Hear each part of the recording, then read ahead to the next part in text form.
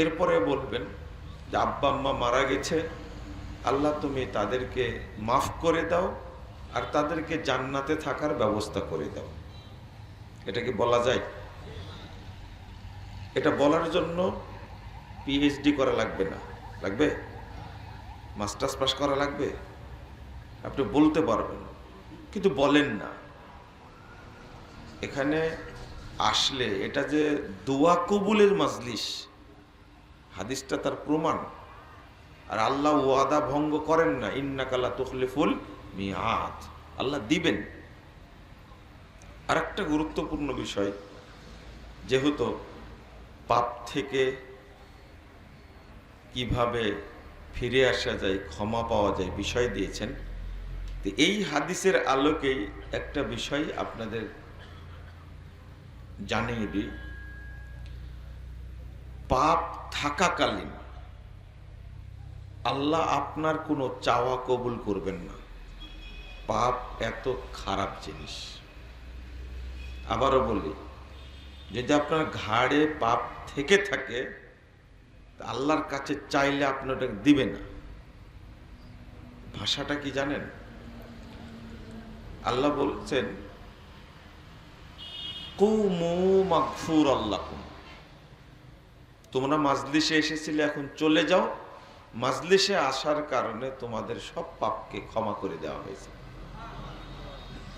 এরপরের ভাষাটা হলো ফাকাদ বুদ্দিলাত সাইয়্যাতুকুম হাসানাত, যেহেতু পাপ ক্ষমা হয়ে গেছে তাই তোমাদের পাপগুলোকে নেকি দ্বারা পরিবর্তন করে দেওয়া হয়েছে। আল্লাহ বলছেন ফেরেশতাদেরকে লক্ষ্য করে, উশহিদুকুম আন্নী কদ গফারতু লাহুম, তোমাদেরকে সাক্ষী রেখে আমি ঘোষণা করছি মাজলিসে যারা এসেছে আমি তাদের সবাইকে ক্ষমা করে দিয়েছি। এর পরের বাক্যটা কি জানেন? ফাআতাইতুকুম মাসাল, যেহেতু ক্ষমা হয়ে গেছে, ওরা আমার কাছে যা চেয়েছে আমি তাদেরকে তাই দান করেছি। মানে আগে ক্ষমা, আগে কি ক্ষমা, তারপরে আল্লাহর কাছে চান। শুধু একটা বিষয় না, কতটা বিষয় যে আছে। আগে ক্ষমা, তারপরে চাওয়া, তারপরে আল্লাহ আপনাকে দিবেন। আমি আর আপনি একসঙ্গে দেখা করব, কিছু কথাবার্তা বলবো, তো এসে প্রথমে কি সালাম মুসাফা, তাই না? সালাম মুসাফা। রাসূল সাল্লাল্লাহু আলাইহি ওয়াসাল্লাম বলছেন যে মা মিন মুসলিমাইনি ইয়ালতাকিয়ানি ফায়াতাসাফাহান ইল্লা গুফিরা লাহুমা ক্বাবলা আন ইয়াফতারিকা, দুইজন মুসলিম যখন পরস্পরে সাক্ষাৎ করে, মুসাফা করে, উভয়ে পৃথক হতে হতে উভয়ের সব পাপকে ক্ষমা করে দেওয়া হয়। 5212 নম্বর হাদিস, আবু দাউদের মধ্যে এসেছে, সনদ সহিহ। এখন পাপ ক্ষমা হয়ে গেছে, এখন আপনি কথাবার্তা বলেন, কাজের কথা বলেন, ইবাদত করেন, আল্লাহ কি করবেন? কবুল করবেন। 245 নম্বর হাদিস, তাবরানী আওসাতের মধ্যে এসেছে, রাসূল সাল্লাল্লাহু আলাইহি ওয়াসাল্লাম বলছেন ইন্নাল মুমিনা ইযা লাকিয়াল মুমিন, একজন মুমিন যখন আরেকজন মুমিনের সাথে সাক্ষাৎ করে, ফাসাল্লামা আলাইহি ওয়া আখাযা বিয়াদিহি ওয়া সাফাহা ফাতানাসারাত খাতায়াহুমা কামা ইয়াতানাসারু ওয়ারাকুশ শাজার ফিশ শিতা। রাসূল সাল্লাল্লাহু আলাইহি ওয়াসাল্লাম বলছেন, একজন মুমিন যখন আরেকজন মুমিনের সাথে সাক্ষাৎ করে, তাকে সালাম দেয়, তার এক হাত ধরে মুসাফা করে। কয় হাত? ফাআখাযা বিয়াদিহি, যে দুই হাত হতো তাহলে বাক্যটা হতো ফাআখাযা বিয়াদাইহি, তা হয়নি। ফাআখাযা বিয়াদিহি, তার এক হাত ধরে মুসাফা করে। যদি মুসাফা করে তাহলে কি হবে? তাদের উভয়ের পাপ অনুরূপ ঝরে যাবে যেভাবে শীতকালে গাছের পাতা ঝরে যায়। গাছের পাতা ঝরে যায়, দেখছেন আপনি? কোনো পাতা থাকে না। ঠিক একজন ব্যক্তি, একজন মুমিন আর একজন মুমিন সাক্ষাৎ করলে, মুসাফা করলে আল্লাহ পাপগুলোকে কি করে দেন? ক্ষমা করে দেন। এই যে আগে ক্ষমার প্রসঙ্গ, আপনি সালাত পড়বেন, তাই না? সালাত পড়বেন, ওযু করলেন, ওযু করার মাধ্যমে আল্লাহ আপনাকে পাপ থেকে মুক্ত করে নিলেন। এক।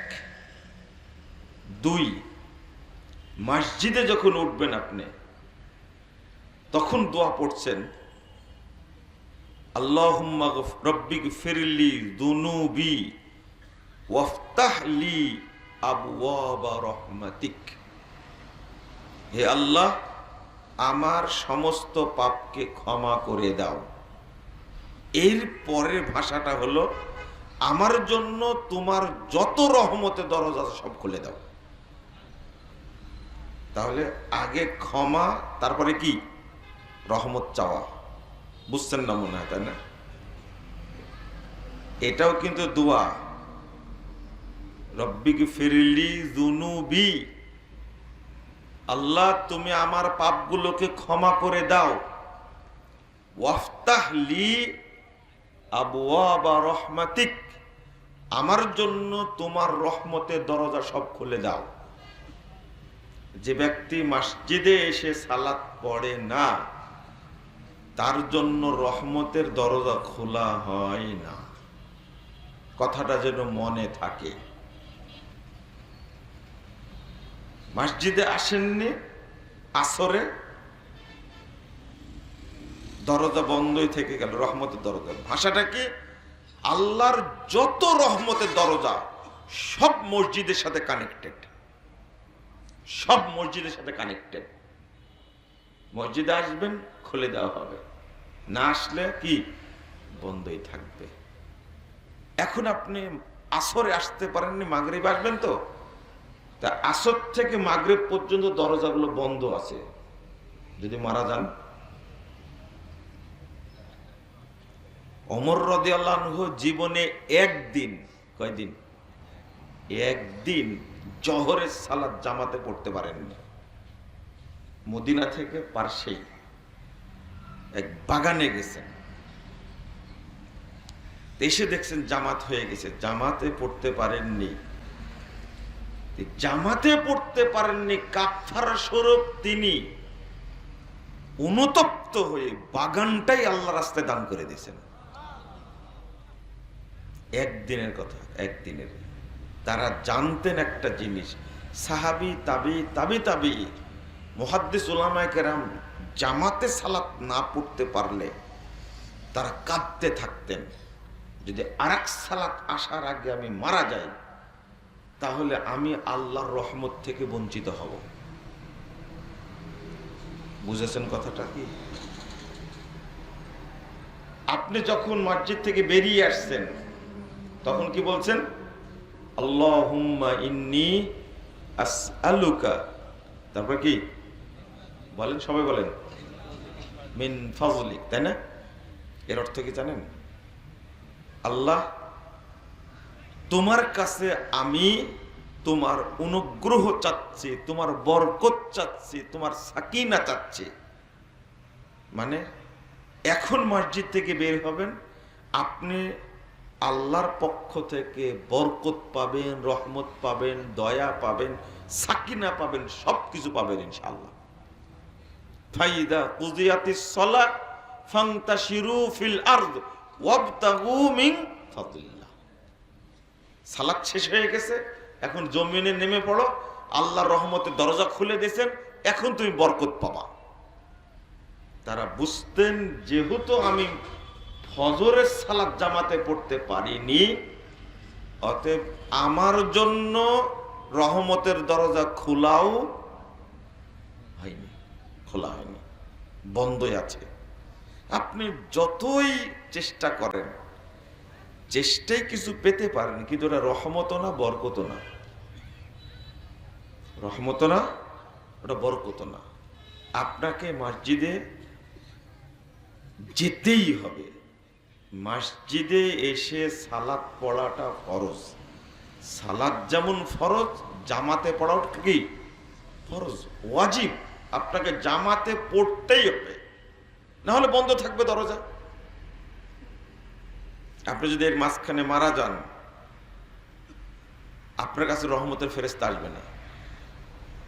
আল্লাহ বলছেন, ইন্নাল্লাযীনা ক্বালু রাব্বুনাল্লাহ সুম্মা ইসতাকামু তাতানাজ্জালু আলাইহিমুল মালায়েকা আল্লা তাখাফু ওয়া লা তাহজানু ওয়া আবশিরু বিল জান্নাহ। যারা বলে আমাদের রব আল্লাহ এবং এই কথার উপরেই অটল থাকে, তাদের উপরে অসংখ্য রহমতের ফেরেশতা নাজিল হয়। মৃত্যুর সময় নাজিল হয়ে গেছে ফেরেশতা। তারা এসে বলে, আল্লাহ তাখাফু, কোনো ভয় করো না, ওয়ালা তাহজানু, চিন্তা করো না, ওয়া আবশিরু বিল জান্নাহ, বরং জান্নাতের সুসংবাদ গ্রহণ করো। দরজা বন্ধ থাকলে ফেরেশতা নামবে কি করে? বুঝেন না মনে হয়, তাই না?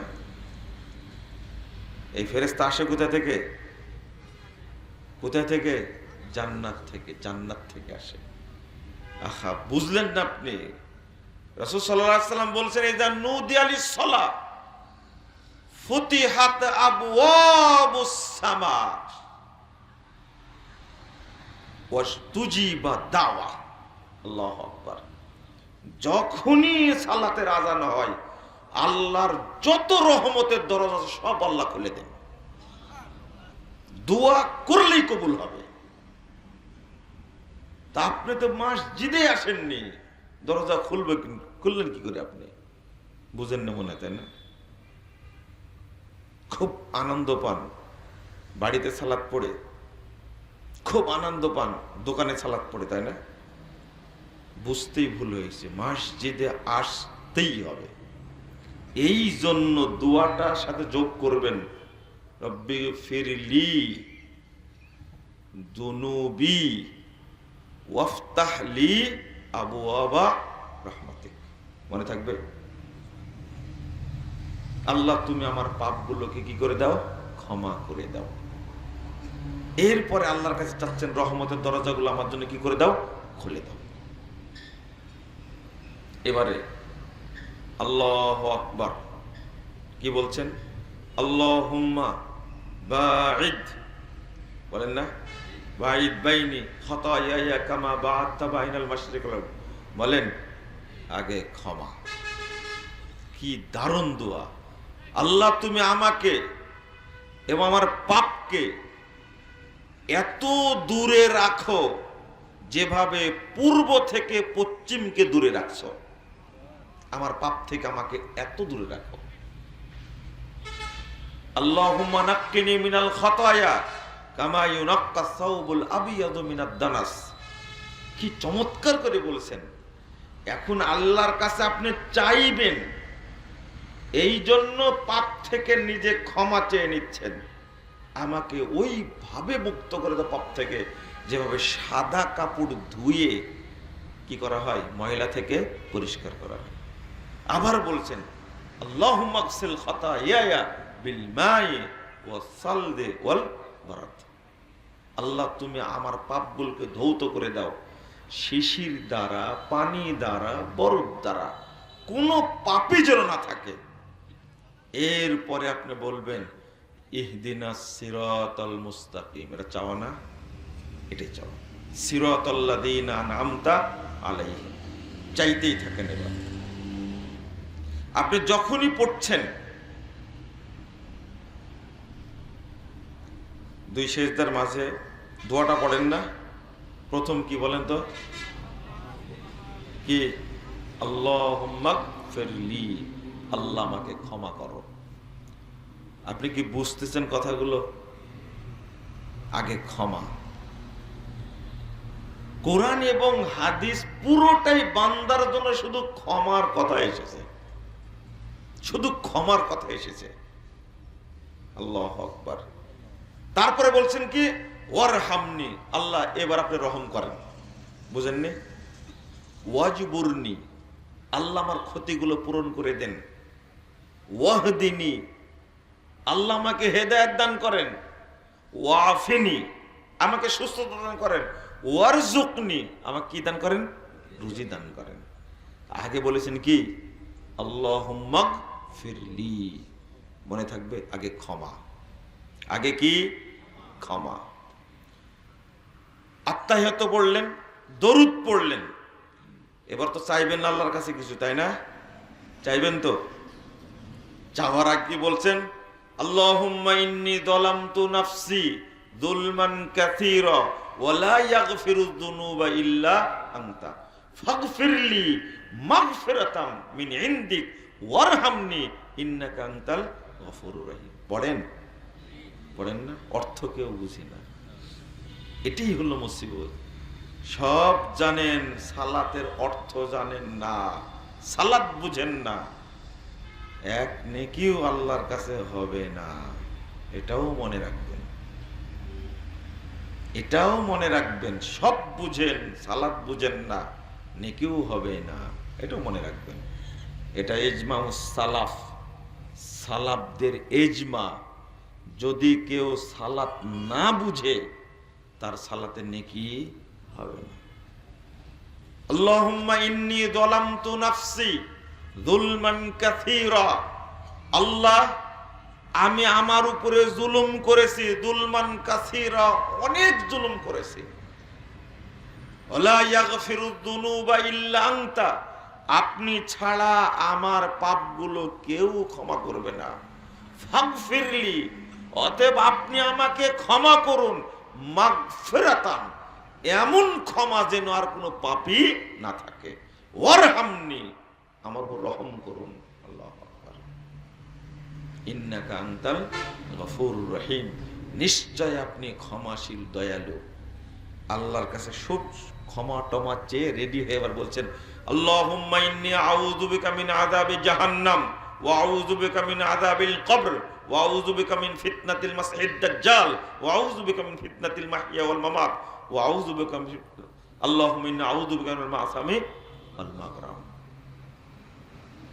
আগে আপনি ক্ষমা চেয়ে নিয়েছেন, এবার চাচ্ছেন আল্লাহর কাছে, আল্লাহ আমি তোমার কাছে জাহান্নামের আযাব থেকে, কবরের আযাব থেকে, দাজ্জালের ফিতনা থেকে, দুনিয়ার ফিতনা থেকে তোমার কাছে পরিত্রাণ চাচ্ছি। আল্লাহুম্মা ইন্নী আউযু বিকা মিনাল মাসামি ওয়াল মাগরাম, আল্লাহ তোমার কাছে পরিত্রাণ চাচ্ছে ঋণ থেকে এবং পাপ থেকে। আপনি কি বুঝলেন কথাগুলো? আগে ক্ষমা চাইবেন, তারপরে কি আল্লাহর কাছে চাইবেন কিছু। অর্থাৎ পাপ থাকাকালীন আল্লাহ কোনো জিনিস আপনাকে দিবেন না।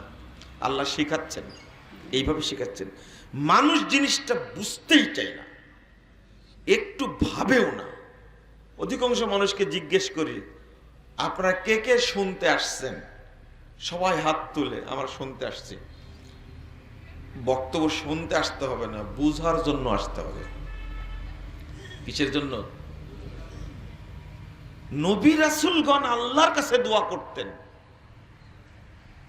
ওয়াহলুল উকদাতাম মিন লিসানি ইয়াফকাহু কওলি, তারা যেন আমার কথা বুঝে, আল্লাহ আমাকে সেইভাবে বলার তৌফিক দান করো। তো বুঝার জন্য আসতে হবে। এমন বক্তব্য দিলাম, মানুষ যাচ্ছে আর বলছে সেই বক্তব্য জীবনে কোনোদিন শুনিনি। বলছে যে কি বললো বলেন তো, তা বলতে পারবো না। না, এর নাম বক্তব্য না। বুঝতে পারলেন? কি বললো বলতে পারতে হবে। এটা কিন্তু শয়তানের লক্ষণ। এটা কার লক্ষণ? শয়তানের লক্ষণ। লা আরিফ ইসমাহু, দেখলে চিনতে পারবো কিন্তু তার নাম জানি না আমি। লা হাওলা ওয়ালা কুওয়াতা ইল্লা বিল্লাহ। আমি আপনাকে বলছি যে কথাগুলো বুঝতে হবে। যদিও একবারে হাইওয়ে রাস্তার সাথে, তো কানে এরকম ঢন ঢন শব্দ করলে এই বক্তব্য বোঝা যায়? আমার তো এরকম জোরালো কণ্ঠ নাই যে আপনাদের কানের মধ্যে একবারে গুঁজ দিয়ে ঢোকা দিতে পারবো, তাই না? না, যতটুকু কানে যাচ্ছে অতটুকু বোঝা যাচ্ছে কি? বুঝেন। আল্লাহ তুমি আমাদেরকে দ্বীনের বুঝ দান করো। আগেই বলিনি, আর একটা হাদিস তাবরানী কাবিরের মধ্যে এসেছে, রাসূল সাল্লাল্লাহু আলাইহি ওয়াসাল্লাম বলছেন যে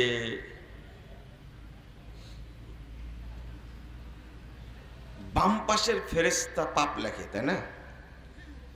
যখন কোনো বান্দা পাপ করে তখন বাম পাশের ফেরেশতা কলম উঠিয়ে রাখে 6 ঘন্টা যাবত। কয় ঘন্টা? 6 ঘন্টা অবকাশ দেয়, লেখে না। 6 ঘন্টার মধ্যে বান্দা পাপ থেকে ক্ষমা চাই কিনা আল্লাহ অপেক্ষায় থাকেন। ইজাস্তাগফারা ওয়া নাদিমা, যখনই 6 ঘন্টার মধ্যে সে ক্ষমা চাই, অনুতপ্ত হয়, আল্লাহ তাকে মাফ করে দেন। তাহলে আল্লাহ বান্দার আমুলনামায় পাপ লিখতে চান না, অবকাশ দেন। আল্লাহ অবকাশ দেন, 6 ঘন্টা অপেক্ষা করো।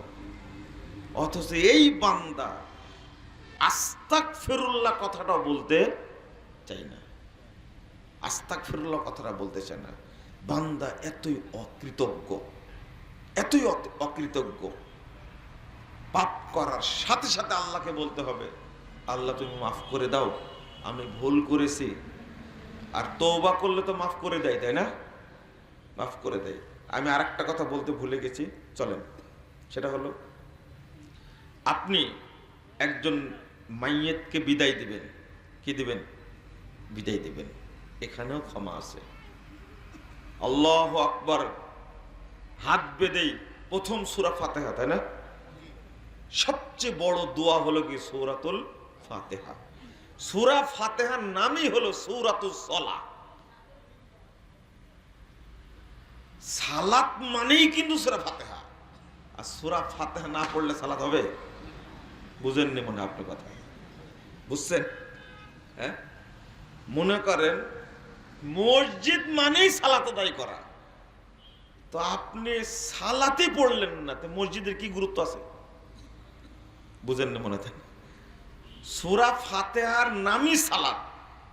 কসমতুস সালাতা বাইনি ওয়া বাইনা আবদি নিসফাইন, আল্লাহ নিজের নাম দিয়েছেন সূরা ফাতিহার, সূরাতুস সালাহ।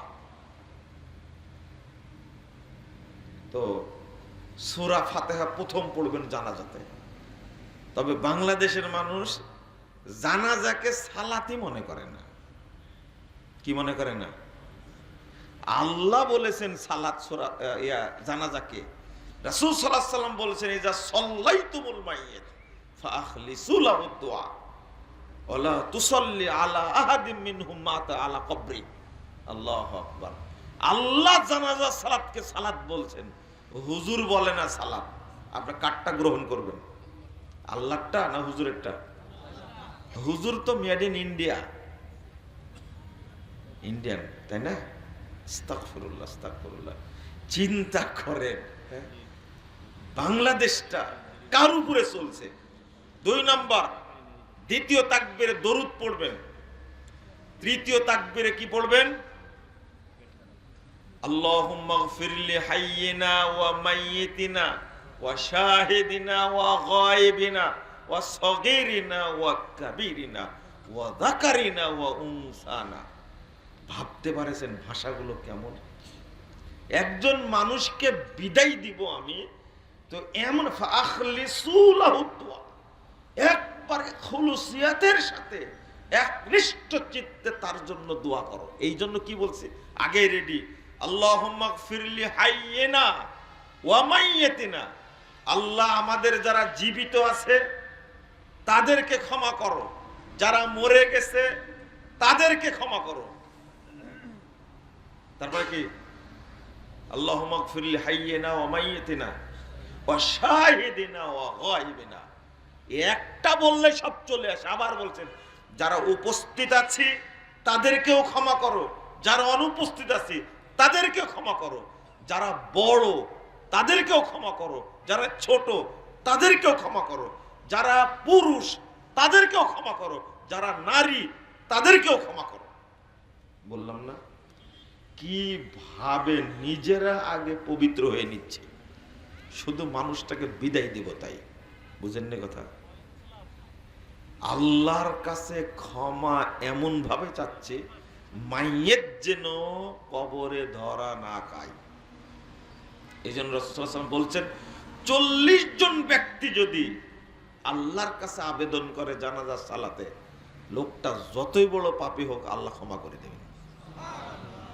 তবে শিরক মুক্ত হতে হবে। তো আজ থেকে অন্তত একটা জিনিস শিখেন, মনে রেখে যান, আল্লাহর কাছে কিছু চাইতে হলে আগে কি করতে হবে? কি করতে হবে? ক্ষমা চাই। এইভাবে আল্লাহ কিন্তু শিখিয়েছেন আমাদেরকে, তাই না?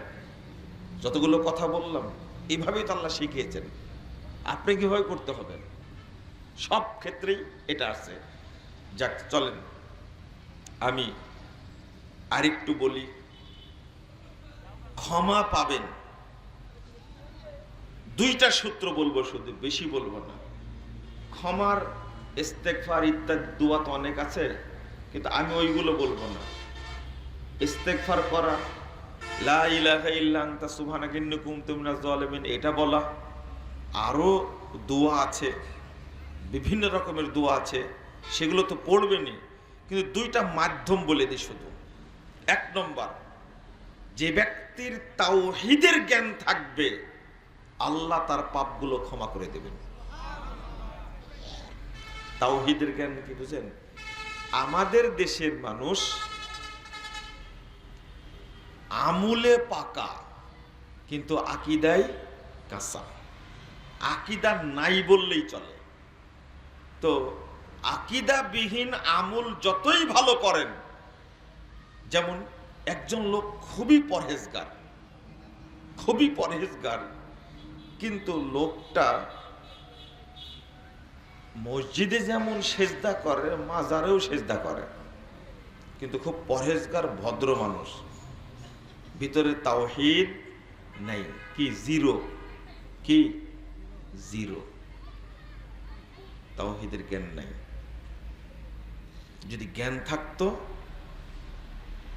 যেমন আল্লাহ আপনাদের উদ্দেশ্যে যে ঘোষণাটা দিলেন কিছুক্ষণ আগে, মাজলিসে উপস্থিত লোকদের উদ্দেশ্যে ঘোষণাটা আল্লাহ দিলেন। আসছেন আপনারা, ধরেন মাগরিব থেকে এখন পর্যন্ত বসে আছেন, 4 ঘন্টা হয়েছে, 5 ঘন্টা হয়েছে, 5 ঘন্টা উপস্থিত আছেন, তাই আল্লাহ বলছেন তাদেরকে কত ক্ষমা করে দিয়েছি, এদের মধ্যে যে এসে বসে পড়েছে তাকেও ক্ষমা করে দিয়েছি। কি জন্য? এটা হলো মাজলিসুল ইলম। ইলম শিখতে এসেছেন, তাই আল্লাহ কি করে দিয়েছেন? ক্ষমা করে দিয়েছেন।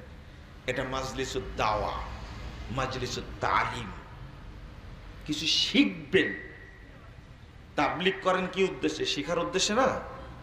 শিখান তো, নিজে কিছু শিখেন অথবা কাউকে কি শিখান, দুইটার একটা। তো এই শিখার জন্য এসেছেন, তাই আল্লাহ ক্ষমা করে দিয়েছেন। তো 5-6 ঘন্টার কারণে যদি আল্লাহ আপনাকে এত ভালোবাসেন, তাহলে যে মানুষটা ইলমের পথে আছে, 15-16 বছর যাবত শিখবে, এরপর থেকে শিখাবে, এই লোকটির মর্যাদা আল্লাহর কাছে কত বেশি বুঝেন না মনে হয়, তাই না? এই ব্যক্তির মর্যাদাটা কত বেশি। এই জন্য মুহাম্মদুর রাসূলুল্লাহ সাল্লাল্লাহু আলাইহি ওয়াসাল্লাম বলছেন, 71 নম্বর হাদিস সহিহ বুখারীর মধ্যে এসেছে, মাইয়ুরিদুল্লাহু বিহি খায়রা ইউফাক্কিহু ফিদ্দীন। আল্লাহ যার কল্যাণ চান তাকে দ্বীনের জ্ঞান দান করেন। সুবহানাল্লাহ বলে হবে না। এটা অর্থটা কি জানেন? যার মধ্যে দিনের জ্ঞান নাই তার মধ্যে কোনো কল্যাণ নেই, জিরো জিরো। দিনের জ্ঞান যার মধ্যে নাই তার মধ্যে কোনো কল্যাণ নাই। ওর দ্বারা দেশের উপকার হওয়া তো দূরের কথা, জাতের উপকার হওয়া তো দূরের কথা, পরিবারের উপকার হওয়া তো দূরের কথা, সন্তানের উপকার হওয়া তো দূরের কথা, ও নিজেরই উপকার করতে পারবে না, দিনের জ্ঞান নাই। তাই একজন ব্যক্তি জাপান থেকে ডিগ্রি নিয়ে আসছে, সেই উচ্চ শিক্ষিত মানুষ, ও এখনো বাম হাতে পানি খায়। কোন হাতে? বাংলাদেশে পড়েছে, পড়ার পরে জাপান গেছে, উচ্চ ডিগ্রি নিয়ে আসছে, তার দাম অনেক বেশি, কিন্তু চা খায় কোন হাতে? বাম হাতে। ওর মধ্যে কোনো কল্যাণ আছে? যে বাম হাতে চা খায়, পানি খায়, কার সুন্নাত মানে? ও অভিশপ্ত না লোকটা? এটা অভিশপ্ত মানুষ। তো অভিশপ্ত মানুষ, ওর মধ্যে কি কল্যাণ আছে? আমি যে বললাম আপনাকে, ওর মধ্যে নিজেরই কোনো উপকার করতে পারবে না। বুড়া হয়ে গেছে, এক ডাক্তারকে জিজ্ঞেস করেছি, বয়স তো হয়ে গেল, অনেক পড়াশোনা করলেন, বিদেশে 18 বছর ছিলেন, প্রশ্ন করি, বলেন তো আল্লাহ কোথায় আছে? আমাকে বলছেন যে এই প্রশ্ন করছেন কেন? কিন্তু সহজ উত্তর, সহজটাই বলেন। আল্লাহ তো সর্বত্র বিরাজমান। মেজাজটা কেমন খারাপ হয় বলেন দেখি, সর্বত্র বিরাজমান। আমি বললাম কি, তাহলে কি আপনার বগলের নিচেও আছে আল্লাহ? বুঝেন না কথা? মেজাজ তো আমারও আছে, তাই না? আপনি কি বললেন এটা? সর্বত্র আল্লাহ, সর্বত্র বিরাজমান, বলেন তো দেখি। এই আকীদা যে পোষণ করে, সে কি মুসলিম না কাফের? তাজা কাফের, টাটকা কাফের।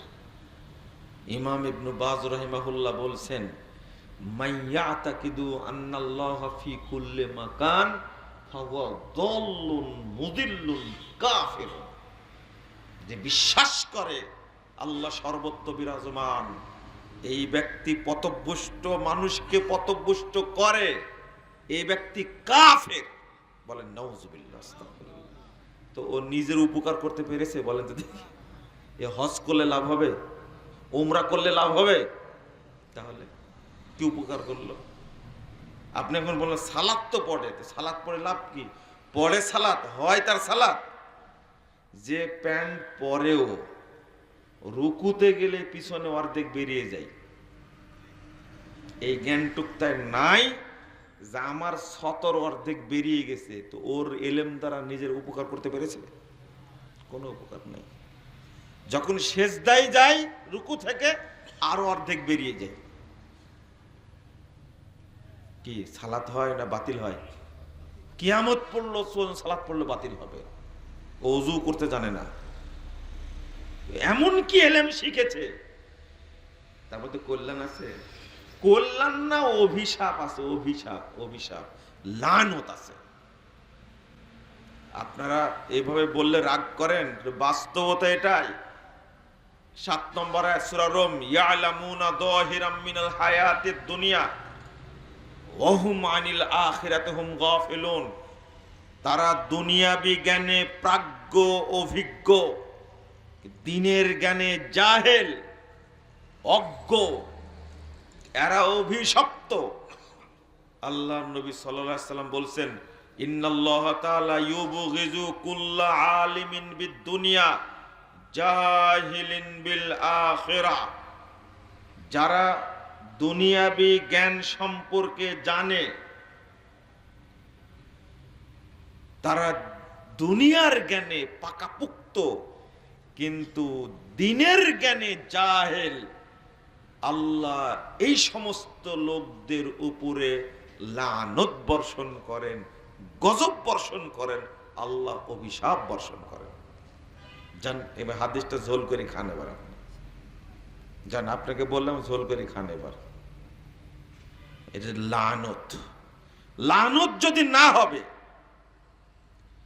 অভিশপ্ত লোক যদি নাই হবে, এত বড় বড় ডিগ্রি অর্জন করে এসে ইন্টারন্যাশনাল লোক হয়ে বাংলাদেশ থেকে এত চুরি করা লাগবে কেন? গতকালকে প্রধান উপদেষ্টার সাথে একজন ছবি তুলেছে, সেই লোকের নামে 800 কোটি টাকার মামলা আছে। বুঝেননি কথা? চোর একটা কি চোর। 800 কোটি টাকা চুরি করলে কি করে? আরো 300 কোটি টাকার মামলা আছে। ওটা না নাই বললেন, যারা দুর্নীতি করে এরা কেউ কি মূর্খ, অশিক্ষিত, সব ডিগ্রিধারী না? এ হলো অভিশপ্ত। এত পড়াশোনা করার পরে ও ইন্টারন্যাশনাল চোর হয়েছে। ওর মা ওকে জন্ম দিয়ে ভুল করেছে। এর মূল কারণ হলো ওর মধ্যে দ্বীনের জ্ঞান নাই, জিরো। আল্লাহর নবীর কথাই চূড়ান্ত, মাইয়ুরিদিল্লাহু বিহি খায়রা ইউফাক্কিহু ফিদ্দীন। যার মধ্যে দ্বীনের জ্ঞান নাই তার মধ্যে কোনো কল্যাণ নাই। পৃথিবীর কোনো ব্যক্তি যত বড় শিক্ষিত হোক না কেন, ও যদি দ্বীন সম্পর্কে না জানে, দ্বীনের জ্ঞান না থাকে, ওর দ্বারা কোনো কল্যাণ হবে না। আল্লাহর নবীর কথা এটাই চূড়ান্ত। এই জন্যই আল্লাহ রাসূল বলছেন, তলাবুল ইলমি ফারিদা আলা কুল্লি মুসলিম। 224 নম্বর হাদিস ইবনে মাজাহর মধ্যে এসেছে, প্রত্যেক মুসলিমের উপরে, নর নারীর উপরে দ্বীনের শিক্ষা করা ফরজ। ফরজ। আপনি নিজেও জানেন না। একজন বিসিএস ক্যাডার ওযু করছে, আমার চেয়ে বয়স বেশি, দাড়ি নাই তো, দাড়ি এমন ভাবে সেঁচেছে মনে হচ্ছে যে একবারে ওর চেহারার দিকে তাকালে আপনার চেহারা দেখা যাবে। মহিলার চেয়েও স্বচ্ছ। তো ওযুটা করলো এমন ভাবে, আমি বললাম যে ওযু হলো না ভাই, ভালো করে করেন। তো ইগোতে লেগে গেছে। শিক্ষিত মানুষ তো ইগো বুঝেন, তো ইগো বুঝেন, আত্মসম্মান। মাশাআল্লাহ, খুব সুন্দর অনুবাদ করলেন তো। ওযু হয়নি, তখন বলছে সারা জীবনে এইভাবে ওযু করছি, আর আজকে ওযু হয়নি, কিছু মনেই করলেন না। পরে বললাম যে স্যার ওযু কিন্তু হয়নি। এবার কি বলেছি? স্যার বলেছি। যদি শুনে, বুঝেননি, তাও শুনলো না, ওইভাবে ওযু শেষ করে দিল। আমি বললাম যে স্যার এইভাবে ওযু করে সালাত হবে না। ওযু না হলে সালাত হয়? লা হাওলা ওয়ালা কুওয়াতা ইল্লা বিল্লাহ। ওর ইগোতে লেগেছে, আমার কথা শুনলই না। অথচ আমি তার এলেমে কোনো মাতবরি করি না। আচ্ছা বলেন তো, কোন আলেম আপনার কাছে মাতবরি করে? কোন আলেম কি হার্টের অপারেশন করে? হ্যাঁ, কোন আলেম কি বলে যে এই বিল্ডিং এ এত টন রড লাগবে? বলে? আমি যতটুকু জানি অতটুকু বলতে গেছি, কিন্তু ইগোতে বেজে গেছে। কিন্তু আমি ইঞ্জিনিয়ারকে ডেকে বলি, মাদ্রাসার বিল্ডিং হচ্ছে, আপনি একটা স্ট্রাকচার তৈরি করে দেন। আমি তখন তার এলেমকে মর্যাদা দিই। সে বলে এটা লাগবে, এটা লাগবে, এত টন রড, এত ব্যাগ সিমেন্ট, এত হাজার ইট লাগবে, এত গাড়ি বালি লাগবে। আমরা কিন্তু অক্ষরে অক্ষরে মানি না। এটা একটা তার অভিশাপ, যে আমি তাকে বলে দিলাম, পরিচিত মানুষ, সে জানে আমি দ্বীনি আলোচনা করি, এরপরেও তার ভিতরে এতটা অহংকার, আমার কথাটা 5 পয়সা দাম দিল না। এটা অভিশাপ না? এটাই অভিশাপ। ও নিজের উপকার করতে পারেনি। বলতে পারতো, ভাই ওযুটা তাহলে কিভাবে করতে হবে একটু বুঝা দেন না, বলতে পারতো না? না, ওর ইগোতে লেগে গেছে। যে বরং বলছে, আজ জীবন এইভাবেই করে আসছি, কেউ ভুল ধরতে পারেনি। এই কিন্তু আহলে হাদিস খাটাস। কি খাটাস? আহলে হাদিস খাটাস, অন্য কেউ না। ওই যে দ্বীনের জ্ঞান নাই, ওর মধ্যে কোনো কল্যাণ নাই। ও বাপের বদনাম করছে, গোষ্ঠীর বদনাম করছে। ধরা পড়ে গেছে, মামলা হয়েছে, তুই এত টাকা চুরি করেছিস রে, ভদ্র ছেলে তুই, বিদেশ থেকে পড়াশোনা করে আসছে, গ্রামে আলোচনা করে না, ভিতরে ভিতরে কি করেছে, আমরা তো বলি পুকুর চুরি, এ তো দুনিয়া চুরি করেছে বলে না।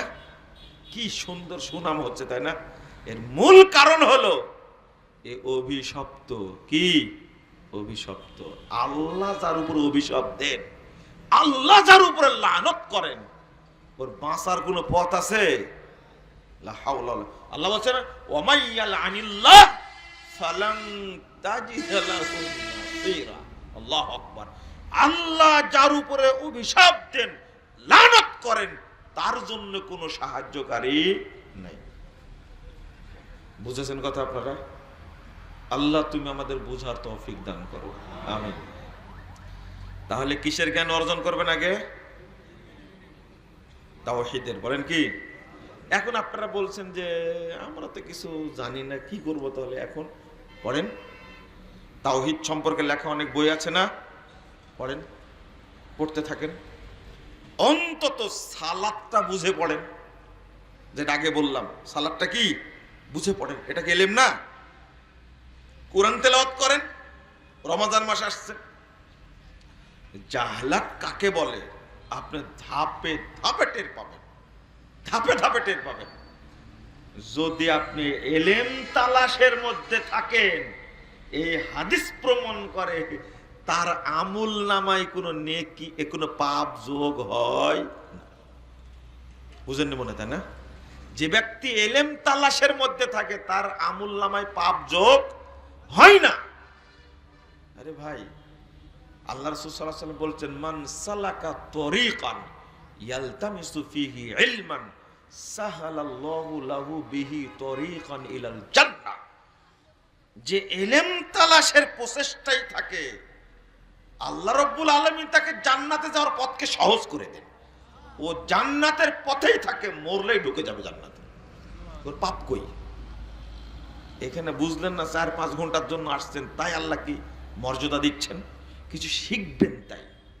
আল্লাহ রাসূল সাল্লাল্লাহু আলাইহি ওয়াসাল্লাম বলছেন মান গাদা ইলাল মসজিদ, যে মসজিদে গেল, লা ইউরিদু ইল্লা ইয়াতাআল্লামা খায়রান আও ইউআল্লিমা, শুধু মসজিদে গেছে কিছু শিখবে অথবা কিছু কি শিখাবে, ভালো কিছু শিখবে অথবা কিছু শিখাবে। এই জন্য রাসূল সাল্লাল্লাহু আলাইহি ওয়াসাল্লাম বলেছেন ফালাহু আজরু হাজ্জাতিন তাম্মাত হিজ্জাতু। আল্লাহু আকবার।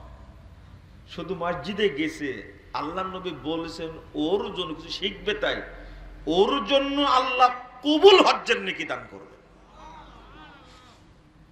কবুল হজ্জের নেকি দান করবে। শিখতে গেছে তাই আল্লাহ তার মধ্যে কত মর্যাদা রাখছেন। তো জানেই না কি করলে পাপ ক্ষমা হবে, জানে জানে না। এবার কিছু নীতি বলে দিই আপনাদের কাছে, শোনেন, নীতি বলে দিই কিছু আপনাদের কাছে। আল্লাহ বলছেন হ্যাঁ পাপ করেছেন অনেক, পাপ করেছেন অনেক, নিরাশ হওয়ার দরকার নেই, নিরাশ হবেন না। মনে করবেন শুধু আল্লাহ ক্ষমা করবেন আপনাকে, এই জন্য তার সিফাতি নাম যতটা আছে, অন্য কোনো বিষয়ে তার সিফাতি নাম এত নাই। যেমন আল্লাহর নাম হলো গফফার। আল্লাহ কি? যতই পাপী হোক না কেন আল্লাহ সবচেয়ে বড় ক্ষমাশীল। আল গফুর, আল্লাহ পাপ কে ক্ষমা করেন, আল্লাহ ক্ষমা করে দেন। 2 আল আফু, আল্লাহ পাপ মুছে দেন। সাত্তার, আল্লাহ পাপ ঢেকে রাখেন। বুঝেন না কথা? আর রহমান, আল্লাহ পাপ ক্ষমা করে দেন, পাপ রাখেন না। আল্লাহ রহিম, আল্লাহ পাপ ক্ষমা করার সাথে সাথে সমস্ত পাপকে আল্লাহ নেকি দ্বারা পরিবর্তন করে দেন। আর রহিম মানে, আর রাহিম মানে, আপনি কি বুঝতে পারলেন? কয়টা নাম হলে বলেন তো দেখি? আল উহাব, আল্লাহ রব্বুল আলামিন পাপ ক্ষমা করে তাকে নেকি দান করেন। এতগুলো নাম আল্লাহ রব্বুল আলামিন শুধু ক্ষমার জন্যই বরাদ্দ করেছেন। এই জন্য বলছেন 53 নম্বর সূরা জুমার, ইয়া ইবাদিয়াল্লাযীনা আসরাফু আলা আনফুসিহিম লা তাকনাতু মির রাহমাতিল্লাহ, হে আমার বান্দারা যারা নিজেদের উপরে জুলুম করেছো, তোমরা আল্লাহর রহমত থেকে বঞ্চিত নিরাশ হয়ো না। লা তাকনাতু মির রাহমাতিল্লাহ ইন্নাল্লাহা ইয়াগফিরুয যুনুবা জামিআ, নিশ্চয় আল্লাহ যাবতীয় পাপকে ক্ষমা করে দেন। জুনুব বলার পরে বলছে আবার জামিয়া, এটাকে তাকিদ বলে, বুঝছেন? মানে পাপ যা থাকবে আল্লাহ সবই ক্ষমা করে দেবেন। এরপরে আল্লাহ আবার বলছেন ইন্নাল্লাহা হুয়াল গফুরুর রহিম, নিশ্চয় আল্লাহ তিনি যিনি ক্ষমাশীল এবং দয়াময়। বললাম রহিমের অর্থ বললাম না কিছুক্ষণ আগে? রহিম মানে কি, রহমান মানে কি বললাম না? রাত বেশি হয়ে গেছে তো এই রাতে আমার বক্তব্য চলে না। ভালো লাগছে? একটু বুঝতে হয় বক্তব্য। এই বক্তব্যের বিষয় দিয়েছে আমার মাথায় ছিল না, আমি অন্য একটা বিষয়ে বক্তব্য বলতে ভাবছিলাম, যেহেতু বলেছে ক্ষমার বিষয়টা, ওই জন্য আপনাদের বলছি। প্রথম তো দোয়া করেছি, দোয়া করিনি আল্লাহ আমাদের ক্ষমা করে দাও, বলিনি? আর একটা বলেছি আল্লাহ তুমি আমাদেরকে জান্নাতুল ফেরদাউসের মেহমান হিসাবে কবুল করে নাও, বলেছি? আল্লাহ যেন এর ওসিলায় ক্ষমা করে দেন আমাদেরকে, আল্লাহ যেন আমাদেরকে জান্নাতের জন্য কবুল করে নেন, আমিন। তো ক্ষমা, ইস্তেগফার আর তওবা, তাকান এদিকে ভালো করে তাকান, বুঝে যেতে হবে ইস্তেগফারটা কি আর তওবাটা কি, তাই না? আমি একজনকে বললাম যে বেশি বেশি তওবা করেন, তওবা তো করি, তওবা তো করি। আমি বললাম যে তওবা তো করেন, তওবা তো করেন মানে কি? তওবা তওবা তওবা তাই বলি, বুঝেননি তাই না? আপনার একটা প্রশ্নের উত্তর দেন তো, একটা দোয়া আছে যে দোয়া পড়লে কাবিরা গুনাহ মাফ হয়ে যায়, কোন দোয়া? সাইদুল ইস্তেগফার। এরকম কোন হাদিস আছে যে কাবিরা গুনাহ মাফ হয়?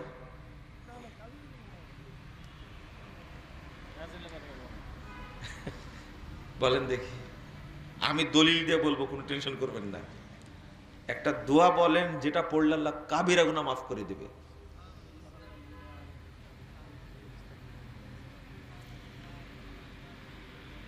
জোরে বলেন, আস্তাগফিরুল্লাহ আল্লাযী লা ইলাহা ইল্লাহু ওয়াল হাইয়ুল কাইয়্যুম ওয়া আতুবু ইলাইহি। এমন একটা দোয়া রাসূল সাল্লাল্লাহু আলাইহি সাল্লাম বলছেন যদি কারো কাবিরা গুনাহ হয়ে থাকে সেটা আল্লাহ ক্ষমা করে দেবেন। সবার মুখস্থ আছে তো? এটা হলো ইস্তেগফার। এই দোয়াটার পাওয়ার খুব বেশি, খুব বেশি এই দোয়াটার পাওয়ার। বোঝানোর জন্য বললাম, আমি তো তওবা করি করি তওবা তো করি, তওবা তওবা তওবা করি, তো এটার না সাধারণ পাপ থেকে বাঁচার জন্য ইস্তেগফার, মনে থাকবে কি? ইস্তেগফার। আর তওবা হলো কাবিরা গুনাহ থেকে বাঁচার জন্য কি করতে হবে? তওবা করতে হবে। তো কাবিরা গুনাহ কি কি শোনেন, এদিকে তাকান ভালো করে, যেহেতু আলোচনা বোঝার জন্য বুঝতে হবে। শোনেন, জেনা করতেন, জেনা করতেন, নেশা করতেন, কাবিরা গুনাহ না? নেশা করতেন, সুদ খেতেন, ঘুষ খেতেন, কাবিরা গুনাহ না? মিথ্যা কথা বলতেন, কাবিরা গুনাহ তো? তওবা করলেন, আমি আর সুদ খাবো না। তওবা করার জন্য শর্ত আছে চারটা। কয়টা? চারটা শর্ত, চারটা শর্ত তওবা করার জন্য। আবার তওবা কবুল হলো কিনা জানার জন্য চারটা শর্ত আছে। মনে থাকবে? ভুলে যাবেন। তওবার জন্য শর্ত কয়টা কয়টা কে বলতে পারেন? চারটা। এক নম্বর, ফিরে আসা পাপ থেকে। কি করা? ফিরে আসা। তওবা মানে আর রুজু, ফিরে আসা।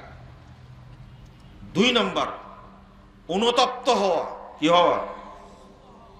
3 নম্বর ওই পাপ দ্বিতীয়বার না করা। কয়টা হলো? 3টা। 4 নম্বরটা হলো যদি পাপটা হাক্কুল ইবাদ হয় তাহলে তার কাছে ক্ষমা নেওয়া। কয়টা হলো? 4টা। তো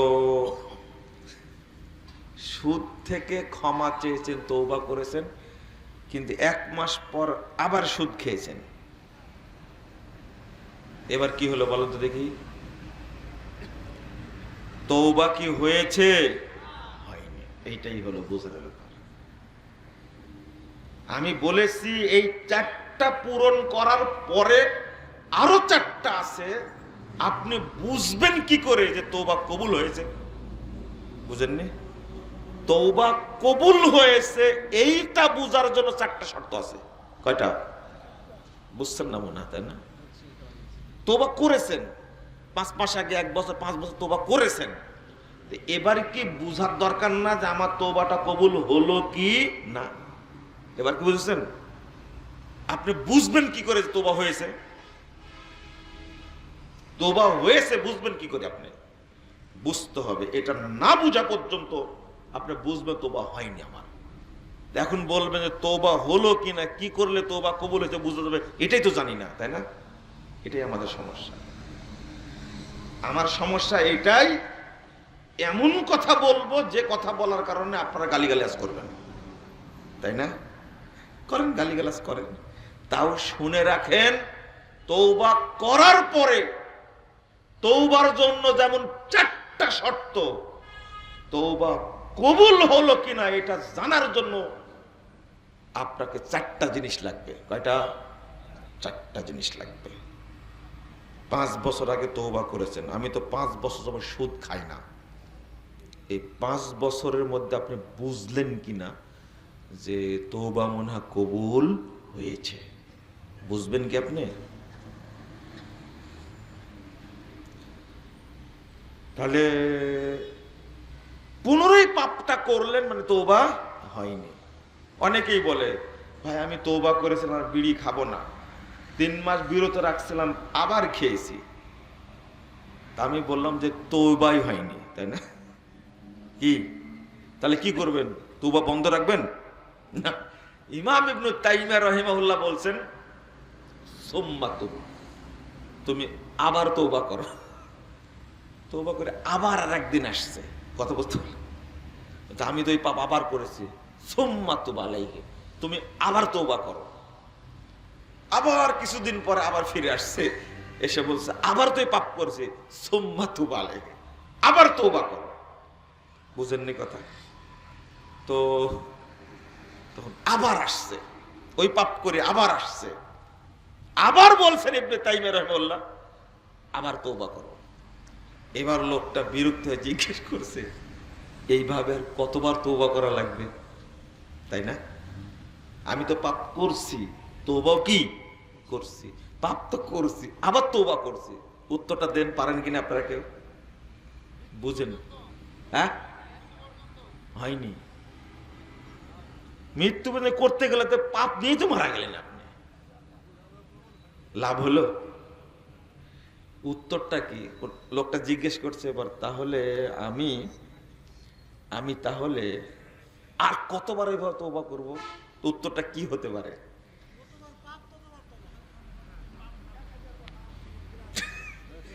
পাপ করাই কে জানেন? আমার একটা বক্তব্য আছে শয়তানের কর্মসূচি, শুনেছেন কেউ? শয়তানের কর্মসূচি শুনবেন তো। ইবনে তাইমিয়া রাহিমাহুল্লাহ উত্তর দিচ্ছেন কি জানেন? যতক্ষণ শয়তান নিরাশ না হবে ততক্ষণ তওবা করতেই থাকবে। কি সুন্দর উত্তর দিলেন বলেন তো দেখি। তুমি তওবা করতেই থাকো, যেই দিন শয়তান বুঝবে এর পিছনে লেগে থেকে লাভ নাই, আমি যাই, সেই দিন তুমি পাপ মুক্ত হবে। অতদিন পর্যন্ত তওবা করতেই থাকবে। বলেন আলহামদুলিল্লাহ। আমি যখন এটা পড়ি, বুঝতে পারলেন, আমি অনেক সময় ঝিম ধরে বসেছিলাম, বসেছিলাম যে আল্লাহ, এই প্রশ্ন যে কত মানুষ করে কিন্তু পড়ে কোথাও উত্তর পাইনি, আর উত্তরটা এখানে পেয়ে গেলাম। আসলে পাপ করায় কে? শয়তান। শয়তানকে নিরাশ না করাতে পারলে আপনাকে ও আনন্দে তৃপ্তিতে কোনো ইবাদত করতে দিবে না। শয়তানকে নিরাশ করতে হবে, হাদিস তো এটা, তাই না? সুহুসেজদা যখন দেন শয়তান কি করতে থাকে? নিরাশ হয়ে কাঁদতে থাকে আর বলতে থাকে হায় হায় হায়, মানে মানুষের ভুল হয়েছে, মানুষ কি স্বীকার করে উত্তম হয়েছে, আর আমার ভুল হওয়ার পরে স্বীকার করিনি, তাই আমি কি হয়েছি? ইবলিস হয়েছি, শয়তান হয়েছে। ইবলিসকে যতদিন নিরাশ না করতে পারবেন ততদিন ইবলিস আপনাকে দিয়ে পাপ করাবেই। এটা হলো খুব গুরুত্বপূর্ণ কথা। অতএব কাউকে আর প্রশ্ন করার দরকার নাই। দরকার আছে? আমি আবার পাপ করেছি, আমি আবার জেনা করেছি, আমি আবার সুদ খেয়েছি, আমি আবার ঘুষ খেয়েছি, এটা বলার দরকার আছে? আজকে শুনে নিলেন মানে আপনি এখনো শয়তানের সাথে পেরে ওঠেননি। ক্লিয়ার? আপনি শয়তানকে দুর্বল করতে পারেননি। একটা দোয়া পড়ে নেবেন, মুখস্থ করে নেবেন। আউযু বিল্লাহিল আযীম পড়েন, ওয়া বিওয়াজহিল কারীম ওয়া সুলতানিহিল কদীম মিনাশ শাইতানির রাজীম। এটা এই দোয়াটার ফজিলত বলতে গেলে হাসি লাগে আমার। রাসূল সাল্লাল্লাহু আলাইহি ওয়াসাল্লাম বলেছেন ক্বালা শায়তান, কোন বান্দা এই দোয়া পড়লেই শয়তান বলতে থাকে হাফিজা মিন্নি সাইরাল ইয়াম, হাই হাই হাই। এই দোয়া পড়ার কারণে আমার ফিতনা থেকে, কুমন্ত্রণা থেকে তাকে 24 ঘন্টা নিরাপত্তা দেওয়া হয়েছে। মুখস্থ আছে কারো? হ্যাঁ, সবসময় বলবেন আপনি, কোনো সমস্যা নাই। বলেন তো আবার, আউযু বিল্লাহিল আযীম ওয়া বিওয়াজহিল কারীম ওয়া সুলতানিহিল কদীম মিনাশ শাইতানির রাজীম। মনে থাকবে? এটা পড়বেন শয়তান নিরাশ করার জন্য। এবার আসেন, যদি পাপটা হয় হাক্কুল ইবাদ, হাক্কুল্লাহ, সালাত পড়েনি মাফ করবেন আল্লাহ, কে মাফ করবেন? আল্লাহ। সিয়াম পালন করেনি মাফ করবেন কে? আল্লাহ। যাকাত দেননি মাফ করবেন কে? না, যাকাতটা কিন্তু জড়িত গরিবের সাথে। ওয়াফি আমওয়ালিহিম হাক্কুল লিসাইলি ওয়াল মাহরুম। হজ আপনি করেননি মাফ করবেন কে? আল্লাহ। আল্লাহর সাথে জড়িত হাক্কুল্লাহ, হাক্কুল ইবাদ। কাকে গালি দিয়েছেন, কাকে চড় মেরেছেন, ওই রিকশাওয়ালাকে ফাঁকি দিয়েছেন, ওই দোকানদারকে ফাঁকি দিয়েছেন, হয়নি এরকম? অমুকের কাছ থেকে টাকা নিয়েছেন, দেননি, হাক্কুল ইবাদ। তার কাছেই ক্ষমা নেবেন, তাকে পাচ্ছেন না, তাকে পাচ্ছেন না, কি করবেন? একজন ব্যক্তির কাছে 10,000 টাকা আপনি নিয়েছেন বহুদিন আগে, লোকটাকে খুঁজে পাচ্ছেন না, অনেকে প্রশ্ন করে, কি করবেন? এই 10,000 টাকা আগে ফেরত দিতে হবে। তাকে পাচ্ছেন না, মসজিদে দান করে দিবেন, এতিমখানায় দিবেন। আর যদি আপনি হারাম টাকা কামাই করে থাকেন, একজন ডাক্তার বলছেন আমি হারাম টাকা দিয়ে ঢাকা শহরে 4টা ফ্ল্যাট কিনেছি, কয়টা? কি করব সেটা বলেন? এই ফ্ল্যাট বিক্রি করে সব জনকল্যাণে ব্যয় করতে হবে। বুঝেননি কথা? এরপরে তওবা, এরপরে কি? আপনারা বলেন একটা কথা, যে হারাম থাকলে দোয়া কবুল হয় না, কেউ তার জন্য দোয়াও করতে পারবে না, তাহলে উপায় কি? যদি বুঝতে পারেন কেউ হারাম খায়, সুদ খায়, ঘুষ খায়, বুঝেননি কথা, তার জন্য দোয়া করা যাবে না। এতটুকু করা যাবে, আল্লাহ তুমি তাকে হেদায়েত দান করো। কিন্তু অসুস্থ হলে বলা যাবে না আল্লাহ তুমি তাকে সুস্থতা দান করো, তাকে নেক হায়াত দান করো, এগুলো বলা যাবে না। কিন্তু একটা কথা বলা যাবে, আল্লাহ তুমি তাকে কি হেদায়েত দান করো। কি করবেন তাহলে? 2টা প্রশ্নের উত্তর একবারে শুনে নেন। আল্লাহ রাসূল সাল্লাল্লাহু আলাইহি ওয়াসাল্লাম বলেছেন, ফাইন তাবা ওয়া নাযা ওয়াস্তাগফারা সুকিলা কলবু। সুবহানাল্লাহি ওয়া বিহামদিহি। পাপ করেছে, পাপ থেকে ফিরে আসবে। 2, ওয়া নাযা, পাপের সাথে সম্পর্ক ছিন্ন করবে, কাট অফ। বুঝেন কথা? ওয়া নাযা ওয়াস্তাগফারা, এবার আল্লাহকে বলবে, আল্লাহ তুমি আমাকে ক্ষমা করো, আমি মাফ চাই। এইটা বললে সুকিলা কলবু, সাথে সাথে আল্লাহ সব পাপকে ক্ষমা করে দিয়ে তার অন্তরটাকে স্বচ্ছ করে দেবেন একবার। আপনি পাপ করেছেন 80 বছর যাবত, আল্লাহ ক্ষমা করবেন 1 সেকেন্ডের আগে। কিন্তু তওবার শর্ত পূরণ করে আসতে, বুঝেন না মনে, তাই না? এখন আপনাদের কাছে একটা প্রশ্ন জেগে আছে যে এইটা একটু বলে দেন যে তওবা কবুল হলো কিনা বুঝবো কি করে, তাই না? বলবো? এটা বলে দিই, সুবিধা হবে। আমি আজ তো এই সমস্ত আলোচনা করি না আমি, তাই না? জানেনই তো, যেগুলোতে মানুষ গালি দেয় এগুলো আলোচনা করলে মানুষ গালি দিবে? কেউ গালি দিবে না, বরং মনোযোগ দিয়ে শুনবে। আর যেগুলো আলোচনা করলে মানুষ গালি দেবে ওইগুলো তো আলোচনা করি আমি, তাই না? শোনেন, 1 নম্বর, এদিকে তাকান। আপনি 10 বছর আগে তওবা করেছেন একটা পাপ থেকে, কিন্তু এখনো বুঝেননি যে আমার তওবাটা কবুল হয়েছে কি হয়নি। 1 নম্বর, তওবা করার পরে আপনার ভিতরে পরিবর্তন আসছে। কি আসছে? পরিবর্তন আসছে। কি আসছে? পরিবর্তন।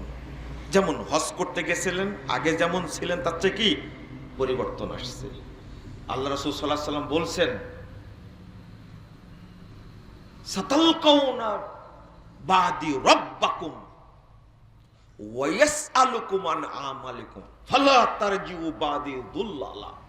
আরাফার মাঠে দাঁড়িয়ে আল্লাহ রাসূল বলছেন, এই শোনো, তোমরা অচিরেই তোমাদের রবের সাথে সাক্ষাৎ করবে, তোমাদেরকে আল্লাহ প্রশ্ন করবেন, অতএব আর খারাপ হয়ে যেও লা তারজিউ বাদি দুল্লালা, আর খারাপ পথে যেও না।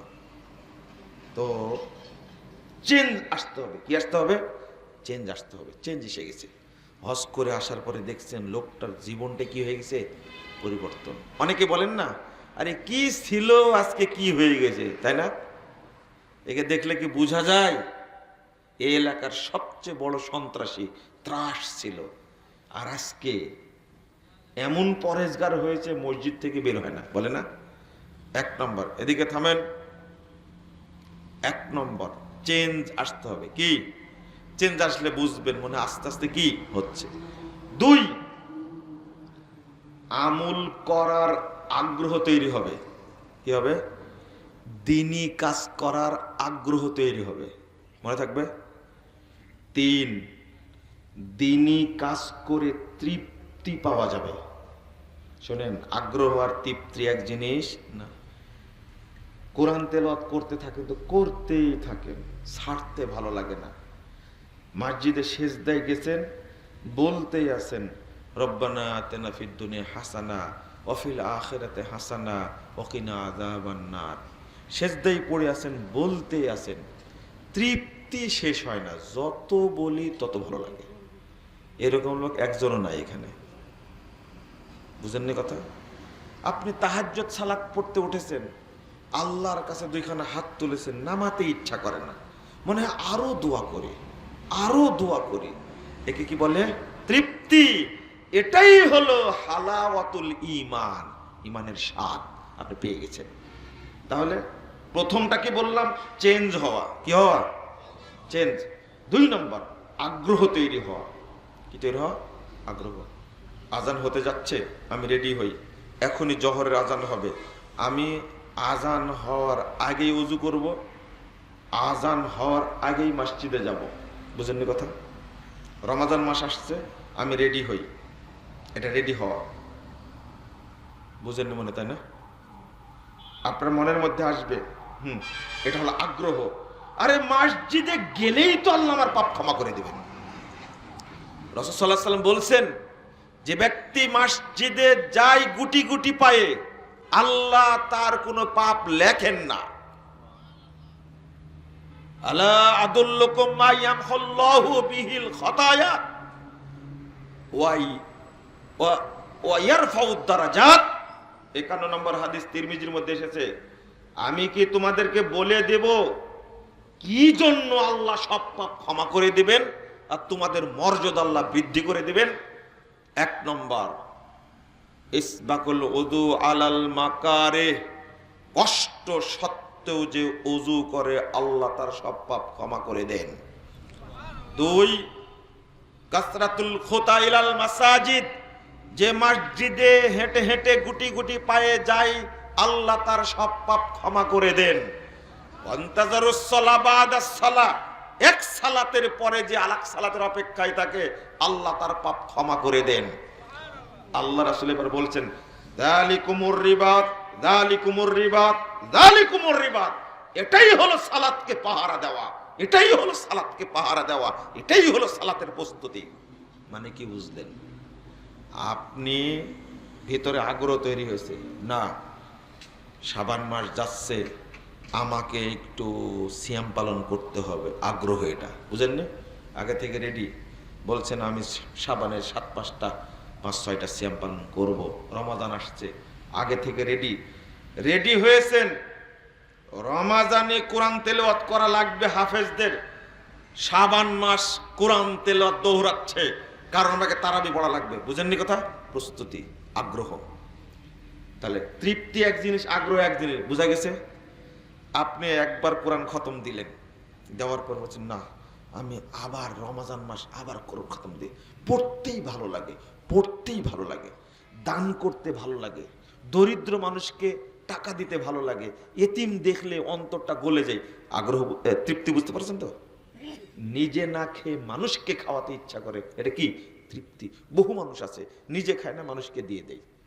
আর এর মধ্যে যে কত, এর মধ্যে যে কি পরিমাণ নেকি, আপনি না খেয়ে একজন দরিদ্র মানুষকে দিবেন, আল্লাহ আপনার পাপ যতই লেখে থাকুক আল্লাহ সব পাপ ক্ষমা করে দেবেন। এমন একটা হাদিস আছে, ওইদিকে যাচ্ছি না। আর একটা গুরুত্বপূর্ণ জিনিস, 4 নম্বর বললাম না, 4 নম্বরটা আপনি জানতে পারবেন কিন্তু অন্যরা জানতে, হাত্তা ইয়াসমা কওলাল মালাইকা আল্লা তাখাফু ওয়ালা তাহজানু ওয়া আবশিরু বিল জান্নাহ। এই 3টা হওয়ার পরও আপনি ফাইনাল বুঝেননি আমার তওবাটা কবুল হয়েছে কি হয়নি। কিন্তু যখন মৃত্যুর সময় কানে যখন ফেরেশতারা এসে বলবে, এই ভয় করো না, চিন্তা করো না, জান্নাতের সুসংবাদ গ্রহণ করো, তখন আপনি ফাইনাল হয়ে গেলেন, আমার তওবা কবুল হয়েছে। এবার বোঝা গেছে? তাহলে তওবা হলো কিনা তারও জানার লক্ষণ কয়টা? মনে থাকবে 4টা, মনে করে রাখবেন। তৃপ্তি পাওয়া যাবে মৃত্যুর সময়, লক্ষ ফেরেশতা এসে আল্লাহর পক্ষ থেকে আপনাকে সুসংবাদ জানালো না? তারা কেন আগে পাঠায় বলেন তো দেখি? মজার ব্যাপার, এই লোকটার কাছে এত মানুষ পাঠাই কেন, এত ফেরেশতা পাঠাই কেন? আর বলছে ভয় করো না, কিন্তু কোনো চিন্তা করো না, নাহনু আউলিয়াকুম ফিদ দুনিয়া ওয়া ফিল আখিরাহ ওয়ালাকুম মা তাশতাহি ফি আনফুসিকুম ওয়ালাকুম ফিহা মা তাদাউন। তারা এসে বলে, আরে তোমাদের সাথে আমরা দুনিয়াতেও আছি, পরকালেও থাকবো। কারা বলছে? ফেরেশতারা বলছে তাকে। কারণটা কি জানেন? তার আত্মাটা নেওয়ার জন্য আসবে মালাকুল মাউত। কে? তাকে দেখে ভয় করার কিছু নাই, সাহস দিচ্ছে, ভয় যেন না পেয়ে যায়। খেয়াল করেননি আপনারা? কিন্তু মালাকুল মাউত এসে কি বলবে? কত ভাগ্যবান ব্যক্তি আপনি! ইয়া আইয়াতুহান নাফসুল মুতমাইন্নাহ ইরজিই ইলা রাব্বিক রাদিয়াতাম মারদিয়া ফাদখুলি ফি ইবাদি ওয়াদখুলি জান্নাতি। মালাকুল মাউত আরো সহজ কথা, বেরিয়ে আসে তোমার রবের দিকে আনন্দ চিত্তে, উৎফুল্ল চিত্তে, ফাদখুলি ফি ইবাদি, তুমি আমার বান্দাদের মধ্যে ঢুকে যাও, ওয়াদখুলি জান্নাতি, আমার জান্নাতে চলে যাও। এটা হলো ফাইনাল। কিন্তু তখন যে কাউকে বলে যাওয়া যাবে না, শোনো ফাতেমা, শোনো, ওয়াইফকে ডেকে বলবে আল্লাহ আমাকে কবুল করেছেন, এইটা বলে যেতে পারলে যে কতই ভালো হতো, কিন্তু কবরে বলবে। কোথায় বলবে? কবরে। ফাইনাল হয়তো সূরা ইয়াসিনে পড়েননি, বলবে তাহলে আমাকে ছেড়ে দাও, একটু বাড়িতে গিয়ে বলে আসি আমি কবরে কি করেছি, এ গ্রেড পেয়েছি, জিপিএ 5 পেয়েছি। কেউ যদি জিপিএ 5 পায়, সন্তান সবার আগে জানানোর চেষ্টা করে কাকে? বাবা মাকে, আম্মু আমি জিপিএ 5 পেয়েছি। ঠিক কবরে যখন পাশ করবে, সে বলবে তাহলে আমাকে ছেড়ে দাও, একটু বাড়ি থেকে ঘুরে আসি। বুঝেন না? ঘুরে আসি। আল্লাহ আমাকে সম্মান দান করেছেন, আল্লাহ আমাকে ইজ্জত দান করেছেন, আল্লাহ আমাকে জান্নাতে ঢোকাইছে, বলবে। কিন্তু আসতে দেবে কি? না। এটা হলো তওবার ফল। মনে থাকবে তো? আল্লাহ আমাদের সকলকে কবুল করে নিন, আমিন। আল্লাহ রাব্বুল আলামিন আমাদের সকলকে জান্নাতুল ফেরদাউসের মেহমান হিসেবে কবুল করে নিন। যেগুলো শুনলাম সেইগুলো যেন আমল করার তৌফিক দান করেন, আমিন। জাযাকুমুল্লাহ খায়রান। শেখ, তাহলে শেষ করি এখন, আমাদের অনেক টাইম নিয়েছি। প্রশ্ন আছে? এত রাত্রিতে শেখ বসে আছেন, খুব কষ্ট হচ্ছে জানেন। জাযাকুমুল্লাহ খায়রান ওয়া বারাকাল্লাহু ফিকুম। আমি আপনাদের অনেক গালিগালাজ করেছি, কি হলো এটা? ভালো করে পড়ি। আমি আপনাকে অনেক গালিগালাজ করেছি। আমি নিজের ভুল বুঝতে পেরে সালাফি আকীদা গ্রহণ করতে চাই, কি কি করতে হবে? আল্লাহ তাকে কবুল করেছেন, বলেন আলহামদুলিল্লাহ। তাও কয় বছর যাবত গালিগালাজ করছে, আমাকে ক্ষমা করিয়েন, লিখছেন এটা। এই গালিগালাজে পাপ হয় না? পাপ হয়। কত জনই না কত গালিগালাজ করে, তাই না? আল্লাহ রাব্বুল আলামিন আপনাকে ক্ষমা করে দিন, সাথে আল্লাহ যেন আমাদেরও ক্ষমা করে দেন। 2 নম্বর নসিহত হলো, আপনি জানতে চেয়েছেন কি কি করতে হবে, কিছুই করা লাগবে না, আপনার অন্তরটা পরিবর্তন হয়েছে, এটাই ওকে। আপনি রাসূল সাল্লাল্লাহু আলাইহি সাল্লামের তরিকায় সালাত আদায় করবেন। যারা আহলে হাদিস আছে, সালাফি আছে, তাদের সাথে আপনি কি করবেন? উঠা বসা করবেন, তাদের সাথে থাকবেন। আর অবশ্যই দ্বীনের জ্ঞান অর্জন করতেই থাকবেন, আর দাওয়াতি কাজ করবেন ইনশাআল্লাহ। জানাজার নামাজে সূরা ফাতিহা না পড়লে সমস্যা হবে কি? সমস্যা হবে না, কিন্তু সালাতটাই বাতিল হয়ে যাবে। কথা বোঝা গেছে? জানাজার সালাতে সূরা ফাতিহা না পড়লে আপনার কি সমস্যা? সমস্যা একটাই, সালাতটা বাতিল হয়ে গেছে। কথা বোঝা গেছে? সালাতে, জানাজার সালাতে সূরা ফাতিহা পড়তেই হবে, এটা রুকুন। এটা কি? রুকুন। যারা বলছে এটা দুয়া, জানাজার সালাতে সূরা ফাতিহা পড়া লাগবে না, তারা ধোঁকা দিচ্ছে আপনাকে। সালাত দুয়াও এটা, জানাজার সালাত, সালাতও দুয়াও। সবচেয়ে বড় দুয়া হলো আলহামদুলিল্লাহ, তাই না? কি আলহামদুলিল্লাহ? সূরা ফাতিহার মধ্যে আলহামদুলিল্লাহ নাই। সবচেয়ে বড় দোয়া হলো সূরাতুল ফাতিহা, ওর নামই হলো সূরাতুদ দোয়া। আর আপনি দোয়া খুঁজে পান না, তাই না? আর বলছে যে রুকু সাজদা নাই, এই জন্য সূরা ফাতিহাও নাই। ও রুকু সাজদা নাই, এই জন্য সূরা ফাতিহা নাই। সানা কেন আছে? হ্যাঁ, পেট থেকে কেবল বের হয়েছে, কাপড় পরানোর কি দরকার? বুঝেন না মনে, তাই না? বাচ্চা ছেলে নুনু দেখলে কি সমস্যা? হ্যাঁ, ভালো করে শুনবেন। তাই আস্তাগফিরুল্লাহ, আস্তাগফিরুল্লাহ। দুয়াই যদি হবে, তোর সানা পড়া লাগবে কেন? ওর জন্য ওযু লাগবে কেন? কিবলা লাগবে কেন? সালাম লাগবে কেন? শয়তানকে বুঝলেও বুঝবে না এটা, জানেন আপনি? কাকে বুঝাতে চাচ্ছে? জানাজার সালাত কি? সালাত, এটা সালাত, এটা প্রথম ঈমান আনতে হবে। বোঝা গেছে? সূরা ফাতিহা পড়া রুকুন, পড়তেই হবে, না হলে সালাত কি হবে? বাতিল হবে।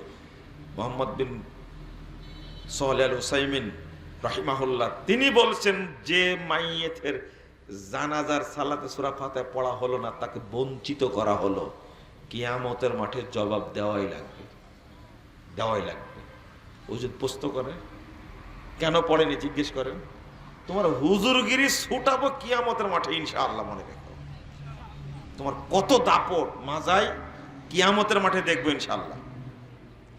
আপনারা বলেন বেনামাজিকে মাটি দেওয়া যাবে না, তাহলে লাশকে আমরা কি করব? আপনি ভুল শুনেছেন, মাটি দেওয়া যাবে না সেটা তো বলিনি। মাটি দেওয়ার কথাই বলেছি, কবর দেওয়ার করতে নিষেধ করেছি। আপনি বুঝছেননি তো, বক্তব্য বুঝতে 10 বছর সময় লাগে, এটাই তো সমস্যা। এই যে গালিটা দিয়েছে, কয় বছর দিয়েছে জিজ্ঞেস করেন, এটা লেখেনি কিন্তু। এই ভাই আছেন নাকি, একটু বলেন তো কয় বছর তো গালি দিয়েছেন। আচ্ছা শুনবো না, আপনি বলার দরকার নেই, এদিকে তাকান। আমরা বলেছি বেনামাজি কাফের, কি কাফের। ওর জানাজা তো অনেক দূরের কথা রে ভাই, ওর গোসল হবে না, ওকে কাফন পরানো যাবে না, ওর জন্য কবরও খোঁড়া যাবে না। 4 নম্বরে জানাজা, তাই না? জানাজা কখন? 4 নম্বরে না, চাপা মাটি, তাই না? কি করবেন না, কুকুরকে কি করেন, কুত্তাকে কি করেন,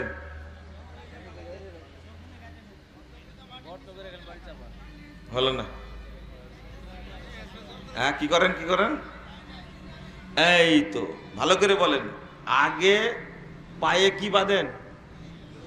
রশি বাঁধা, কাঁধে করে নিয়ে যান, কি করে ছেঁচড়া নিয়ে যায় এমন জায়গায় গর্ত করে পুঁতেন যেখানে মানুষ যায় না। ঠিক বেনামাজিকে ওই রকম অপরিচিত জায়গায় নিজে পুঁতে দিবেন, একবারে মাটি সমান করে দিবেন, বোঝা যেন না যায় কবর আছে। কারণ কবর থাকলেই পাশ দিয়ে যাওয়ার সময় শেখ আব্দুল সামাদ মাদানী সাহেব যাচ্ছে, তখন বলবে আসসালামু আলা আহলি দিয়ারে মিনাল মুমিনিনা ওয়াল মুসলিমিন। বলবেন এটা হারাম, ও মুমিনও না মুসলিমও না, কি মুরতাদ। আপনি ভালো করে শুনবেন, চেয়ারে বসে নামাজ হবে কি? হবে। আমাকে বুঝাতে হবে না, আল্লাহকে বুঝায়। বুঝেননি কথা? আপনি যদি অক্ষম হন, চেয়ারে বসে সালাত পড়বেন। কেন যেন বুঝি না, আগের মানুষ বুড়াও হয়নি, পায়ে সমস্যাও ছিল না, মাজাও সমস্যা ছিল না, এই জন্য মসজিদে চেয়ারও ছিল না। আর এখনকার মানুষ বুড়া হচ্ছে, মাজায় ব্যথা হচ্ছে, পায়ে ব্যথা হচ্ছে, উন্নত চিকিৎসা করছে, তাও মসজিদে চেয়ারে ভর্তি। এখানে আল্লাহকে না বুঝালে কি করে বুঝাবেন? কথাই বুঝতে পারেন? চেয়ারে বসে সালাত হবে, কিন্তু বুঝাতে হবে যে আমি অসুস্থ। কাকে বুঝাবেন? আমরা বুঝাতে পারবো না। বিশ্ব ইজতেমার আখেরি দুয়ার মধ্যে অংশগ্রহণ করা যাবে কি? হারাম, হারাম, হারাম। এটা আখেরি বেদাত, বুঝা গেছে? পৃথিবীতে এত বড় বেদাত আর হবে এটা আমার বিশ্বাস হয় না। এই জন্য আখেরি বেদাত এটা, এইটা অংশগ্রহণ করা যাবে না, এটা বেদাত। মেয়েরা হায়েজ অবস্থায় কোরআন পড়তে পারবে কি? না, পড়তে পারবে না। হায়েজ থেকে পবিত্র হওয়ার পরে পড়বে। বিশেষ করে স্পর্শ করে পড়াই যাবে না, মনে থাকবে। আর দোয়া দরুদ পড়বে, জিকির করবে অপবিত্র অবস্থায়, কোনো সমস্যা নাই। কিন্তু কোরআন স্পর্শ করে পড়তে পারবে না। কোরআন আল্লাহর কালাম, এটা বুঝেন আগে। কোরআন কি আল্লাহর কালাম না? কালাম কি বুঝেন আপনারা? আমি একজন পিয়ন, আমাকে দিয়ে অফিসে স্যারেরা সিগারেট আনায়, এতে কি আমার পাপ হবে? না, খুব নেকি হবে। এই প্রশ্ন করে, আপনি পাপের কাছে সহযোগিতা করলেন না? হ্যাঁ, বাধ্য, এটা লিখতে হতো না। যদি বলে তাহলে আমি বুঝে দেব। সাইফুল ভাই বলেছেন বাধ্য, তো উনার কথা। ওই লোক যদি বলে আমি বাধ্য, তাহলে ফতোয়া দিব আমি। শোনেন, আপনাকে দিয়ে কেউ বিড়ি নিয়ে আসতে পারাইছে? বলেন তো দেখি, হায়াতে কোনোদিন পারছে? আপনাদের কারোর মধ্যে পারেছে? এই থামেন। হ্যাঁ, এটা আলাদা প্রশ্ন, এটা প্রশ্নের উত্তর দিচ্ছি, থামেন, এটা দিচ্ছি। এটা শোনেন পিয়ন সাহেব, আপনাকেই বলছি, আপনি যদি নামাজি হন, আপনি যদি পরহেজগার হন, দাঁড়ি থাকে, আপনার স্যার যত বড় পণ্ডিত হোক আপনাকে বলতেই ভয় পাবে, একে দিয়ে সিগারেট আনানো যাবে না। ও কুত্তাকে দিয়ে আনাবে, কিন্তু আপনাকে বলবে না। কথা বলতে আপনার তাকওয়ার কাছে আমি এই খুলে বললাম, কিছু মনে করবেন না। এরপরে যদি বাধ্য করে আপনাকে, আপনার পাপ হবে না, যেটা সাইফুল ভাই বলেছেন। শবে বরাতের আমল কি? হ্যাঁ, আমল বলবো। শবে বরাতের কি কি আমল করবেন, তাই না? এক হারামখোর কি লেখছে দেখেন আগে।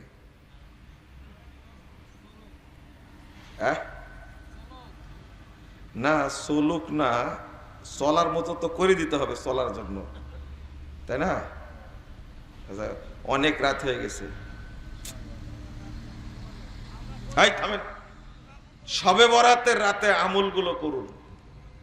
সুবহানাল্লাহ 100 বার, আলহামদুলিল্লাহ 100 বার, লা ইলাহা ইল্লাল্লাহ 100 বার, আল্লাহু আকবার 100 বার, আস্তাগফিরুল্লাহ 100 বার, লা হাওলা ওয়ালা কুওয়াতা ইল্লা বিল্লাহ 100 বার, সুবহানাল্লাহি ওয়া বিহামদিহি সুবহানাল্লাহ 100 বার, আল্লাহুম্মা আজরিনি মিনান নার 100 বার, লা ইলাহা ইল্লাল্লাহ ওয়াহদাহু লা শারীকা লাহু লাহুল মুলকু ওয়া লাহুল হামদু ওয়া হুয়া আলা কুল্লি শাইইন কাদির 100 বার, লা ইলাহা ইল্লা আনতা সুবহানাকা ইন্নী কুনতু মিনাজ জালিমিন 100 বার, আল্লাহুম্মা ইন্নাকা আফুউন তুহিব্বুল আফওয়া ফা'ফু আন্নী 100 বার। শেষে দোয়া করুন, ইনশাআল্লাহ আল্লাহ খালি হাত ফেরত দেবেন না। এই হারাম কর, তুই পাইছিস কোথায় গেল? এটা হলো ফতোয়া, বুঝতে পারলেন? এইগুলো লেখে ফেসবুকে ছেড়ে দিচ্ছে। যেটা সাবানে আমল করতে হবে সেটাই করার কথা না। এর মধ্যে আছে সাবানের 15 তারিখ আগ পর্যন্ত যতটা ইচ্ছা সিয়াম পালন করবেন, এটা হলো 1 নম্বর আমল, এটাই, আর কোনো আমল নাই। আর আপনাদের ভূতে যেগুলো শিক্ষা কিসে? ভূতে যেগুলো শিখাইছে আপনাদেরকে সব মিথ্যা। শবে বরাতের রাত্রিতে, শাবানের মধ্য শাবানের রাত্রিতে ইবাদত, দিনে সিয়াম, এটা হলো ইবলিসি আমল। কি আমল? ইবলিসি আমল। যে আমলের দলিল নাই ওই আমিলের আবিষ্কারক হলো কে? ইবলিস। এই মালউন ইবলিস তৈরি করেছে। এই আমল করা যাবে না, মনে থাকবে। আর বলতে গেলাম না, ওই যে যত আমলের কথা বলা হয়, বিধবা মানুষ যদি গোসল করে অপেক্ষায় থাকে, তাহলে ওই রাত্রিতে তার স্বামীও হাজির হয়। তানাজ্জালুল মালাইকা ওয়ার রূহ, ওই রূহ অর্থ করেছে মৃত স্বামীর রূহ নাকি হাজির হয়। কত বড় বাটপাররা, চিন্তা করতে পারছেন? আল্লাহ এদেরকে হেদায়েত দান করুক। খবরদার, এই রাত্রিতে ইবাদতও নাই, সালাতও নাই নির্দিষ্ট। বাংলাদেশের মানুষকে এরা ধোঁকা দিচ্ছে শাবানের মাসের। এটা মুসলিমদের জন্য একটা রাতের পূজা করা, আল্লাহ এই ধরনের বিধান দেননি। সারা বছর ইবাদত করবেন, এটা বাৎসরিক বেদাত। এটা বাৎসরিক বেদাত। কেন বলছি? বছরে যত ইবাদত করেছেন, এই ইবাদতের দিন এসে আপনি সমস্ত ইবাদতকে বাতিল করে দিলেন। মসজিদে মানত করলে সেই মানত কি সবাই খাইতে পারবে? মানতটা কি উদ্দেশ্য করেছে? মানতটা কি উদ্দেশ্য করেছে? যদি মানত করে যে আমি মসজিদের মুসল্লিদেরকে খাওয়াবো, তাহলে সবাই খেতে পারবে। কথা বোঝা গেছে? আর মসজিদে যদি গরু ছাগল মানত করে, তাহলে খাওয়া যাবে না। কার হক? মসজিদের। মানত তাহলে উদ্দেশ্যের উপরে। আপনি কি প্রশ্ন করলেন যে বেনামাজির সাথে উঠা বসা করা যাবে কিনা? না, করা যাবে না। না, হারাম। এগ্রিমেন্ট বুঝেছেন তো? আপনার কাছ থেকে 50,000 টাকা নিলাম, জমি দিলাম, যতদিন টাকা ফেরত না দিব ততদিন জমি খেতেই থাকবেন, তাই না? এটা হারাম। লিজ নেওয়া জায়েজ। আর প্রশ্ন করেন না, দয়া করে আর প্রশ্ন করেন না।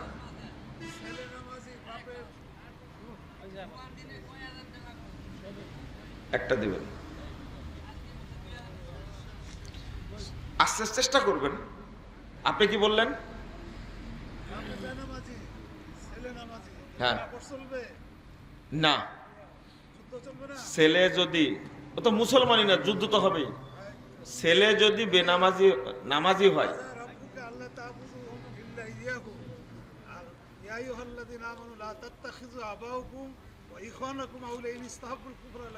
জি জি জি জি, হ্যাঁ ঠিক আছে, আপনার কথা তো ঠিক আছে, তো আপনার কথা ঠিক আছে, আমি তো ওটাই বলছি। বেনামাজি যদি হয় তার সাথে কোনো সম্পর্ক নাই। বাপ হলেও ছেলে, সাবালক হলে ছেলে আলাদা সংসার করবে, বুঝা গেছে? সুবহানাক আল্লাহুম্মা ওয়া বিহামদিক আশহাদু আল্লা ইলাহা ইল্লা আনতা আস্তাগফিরুকা ওয়া আতুবু ইলাইকা।